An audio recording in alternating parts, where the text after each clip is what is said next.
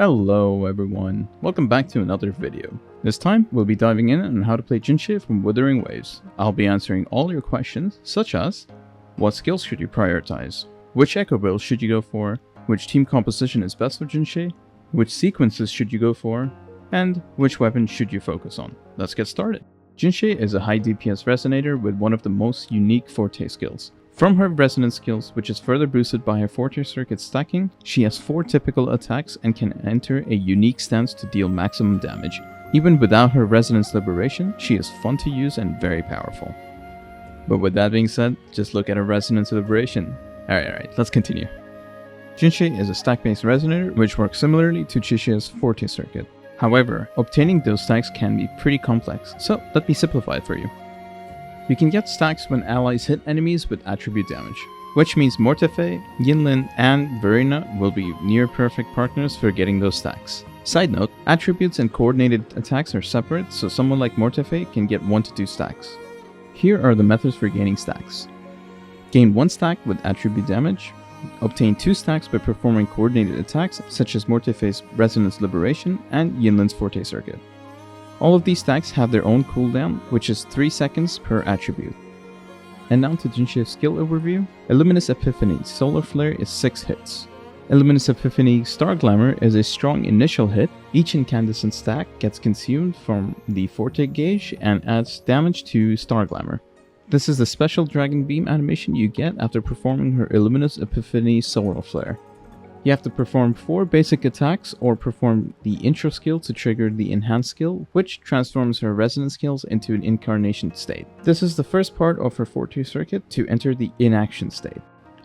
While in the state, everything in her kit is replaced with alternate skills, except Resonance Liberation. Once you are in the incarnation state, you have to perform 4 basic attacks to end and replace them with Ordination Glow state, which replaces basic attack with an alternate heavy attack and resonance skill with Illuminous Epiphany. After performing 4 basic attacks, Jinhsi will enter a Ordination Glow state, which replaces her basic attack with the alternate heavy attack from the incarnation state. Here is a graphical view of her basic combo.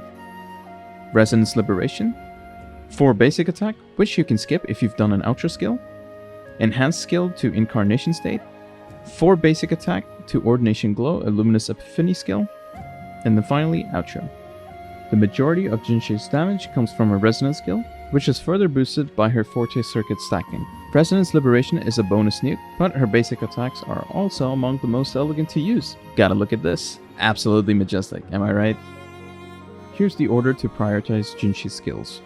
Forte circuit, Resonance Liberation, resonance skill, basic attack, and then finally intro skill. For talents, you would prioritize the Inherit Skill 1, Crit Rate, Inherit Skill 2, and then finally Attack. Now let's move on to Echo builds. Here are 2 builds you can go for.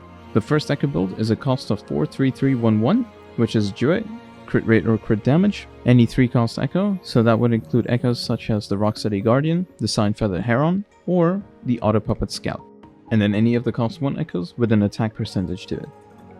And then your echo priority for this DPS build should be Jue, whose echo skill can help you get stacks faster. The second alternate build you can go for is a cost of 44111. Over here you would have Jue with the crit rate or crit damage, Morning Ikes with crit rate or crit damage as well, and the cost 1 echoes would have attack percentage to them. Now let's head over to team composition. Here are our best setups. Her best in slot is going to be Jinhsi, Yinlin or Mortefe, or Verena or Baisha. Yinlin and Verena will help you get Forte stacks faster. The alternate to this is Jinhsi, Yanwu or Mortefe, or Baisha. Yanwu and Mortefe will help you gain Forte stacks faster. And for her sequences, aim for the following sequence for the best results.